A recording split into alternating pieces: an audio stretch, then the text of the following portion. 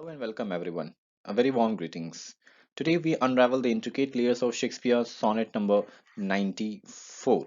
Join me as we navigate through the profound themes of power, virtue, and the delicate balance between appearance and reality. So let's dive in without further ado. Beginning with the introduction. Let me change the color. Yes.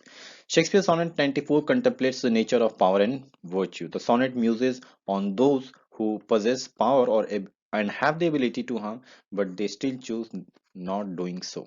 So let's dive in line by line.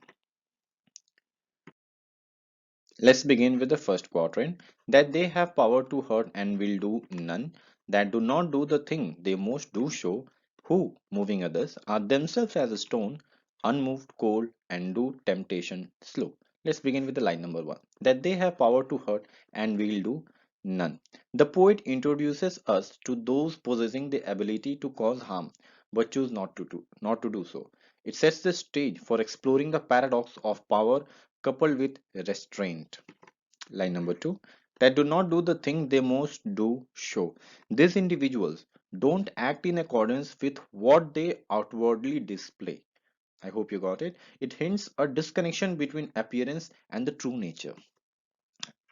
Who moving others are themselves as a stone. Those who influence others yet remain emotionally unresponsive like a stone. A depiction of emotional detachment or stoicism. Okay. Unmoved, cold, and do temptation slow, further characterizing them as unmoved, cold, and restrained to temptation. A portrait of controlled strength and virtuous resilience is shown here.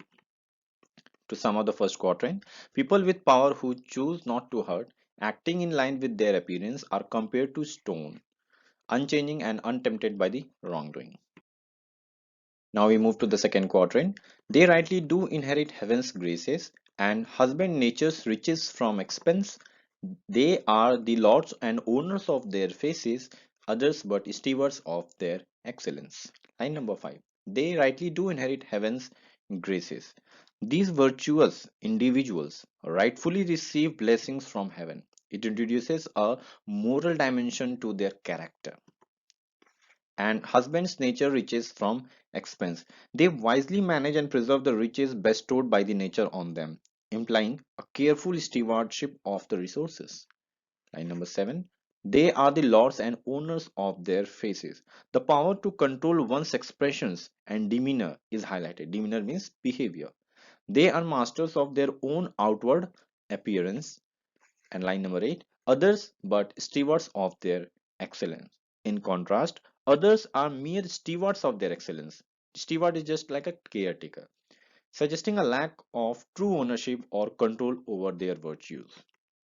To sum up the second quadrant, these people rightfully get good things and wisely manage what nature gives. They truly own their goodness, while others just take care of the borrowed excellence. Okay. Let's come to the third quadrant now. The summer's flow is to the summer sweet, though to itself it only live and die. But if that flower with base infection meet, the basest weed outbraves his dignity. Line number 9. The summer's flower is to the summer sweet. In line number 9, an analogy is drawn to the sweetness of a summer flower, thriving in its season, representing the pleasant aspect of these virtuous individuals. Though to itself it only live and die, highlighting the self-contained nature of the flower's existence. It lives and dies within its own time frame, much like these virtuous beings. Line number 11. But if that flower with base infection meet, the tone shifts as the poet introduces the potential for corruption.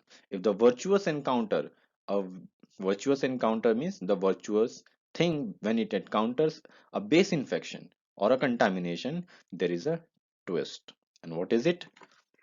The basest wheat outbraves his dignity. Startling means very surprising, contrast unfolds. The lowest weed can surpass the dignity of the once sweet flower, now tainted. A cautionary reflection. Think of these people like a sweet flower in summer, good in its own way, but if it meets something bad, it becomes worse than a weed. Now we arrive at the final couplet. For sweetest things turn sourest by their deeds. Lilies that fester smell are far worse than the weeds. Very beautifully written. For sweetest things that turn sourest by their deeds. The crux of the sonnet, emphasizing the bitter turn of sweet things due to their own actions. A powerful commentary on the consequences of one's behavior. So that is the reason why everyone should be mindful of their behavior. Lilies that fester smell are far worse than the weeds. The imagery concludes with a vivid comparison. Lilies, once sweet, are now decaying, emit a worse odor than common weeds. A poignant reminder of the impact of moral decay. This is what happens when your moral values are decayed. So the point is, the best things can turn bad through their actions.